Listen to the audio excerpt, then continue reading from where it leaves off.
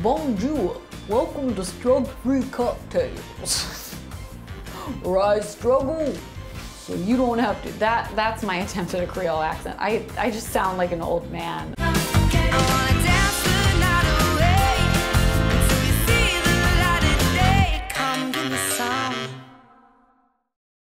I'm feeling the jazz in my soul, in the dance and jazzing.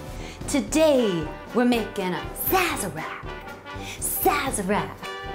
Jazz in the Saz. Let me tell you a little bit about my relationship with New Orleans. The first time that I went to New Orleans was my senior year of college.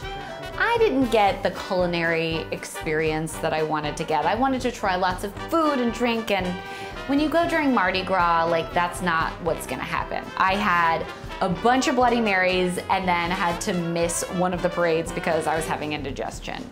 The struggle is real. This year, when I went to New Orleans, my goal was to drink the drinks and eat the things. And the very first night that I got there, I drank a hurricane and a hand grenade, could not see straight. And then we went to McDonald's and ordered 30 chicken tenders, that is 30, and I got a quarter pounder with cheese, which I ate the entire thing, as well as like 6 chicken tenders. I made up for the first night, finally had the drink that I had been wanting to drink, the Sazerac. The thing about the Sazerac is it's pretty easy to mess up. Not everybody really makes it kind of the correct way because there are a lot of steps involved. So let's buckle up and get ready for the ride of the Sazerac. Simple syrup. Rye whiskey. I'm the green fairy. One bitters, other bitters. What's in a Sazerac? Great question, Elise. You're like so smart. I know, but tell me. So a Sazerac is actually pretty simple when it comes to the ingredients, but there are a lot of steps. The base for a Sazerac is rye. Then you're also gonna use simple syrup, absinthe, and 2 kinds of bitters. So let's build this and have a little chit chat.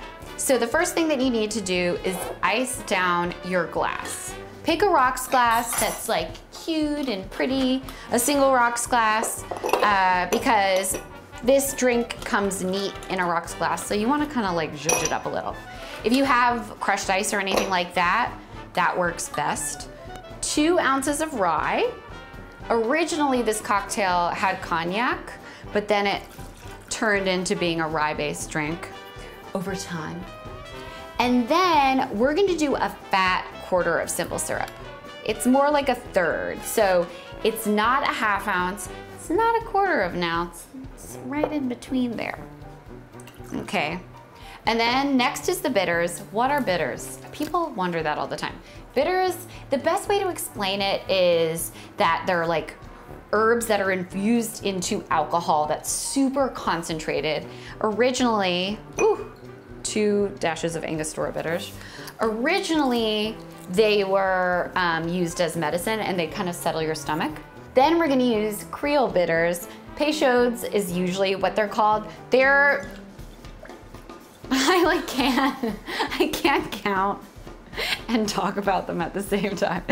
So I did like 5 dashes of them. Basically, you want to turn the drink red. I'm like, why is this so difficult for me? You can actually use more. So if you have like a sweeter rye, you can use more bitters than 5 dashes, but the rye that I'm using is pretty dry. So then I'm gonna stir. All right, let's go. This is when I should have talked about bitters. Well, I wasn't having to count. I'm a professional, y'all. We're gonna toss this iced down glass, and then you're gonna do a wash of absinthe. Absinthe doesn't give you that green fairy situation. I know that's like the rumor. Although that's never happened to me, but maybe it could. I've never gotten like drunk just off of absinthe. We're not gonna go into the history of absinthe because This is in the History Channel. We're gonna do a little wash of absinthe. Basically, I just spritzed a little, I did like a little splash in here, just getting it to get the aromatics. And then toss, you could toss it into your mouth if you wanted. And then we're gonna strain this into your chilled absinthe rinsed glass. Cute, see how it's got that color, the red. And then, last but not least, we're gonna just do an expressed lemon twist. So, let's go to town on this. I've expressed expression all around it.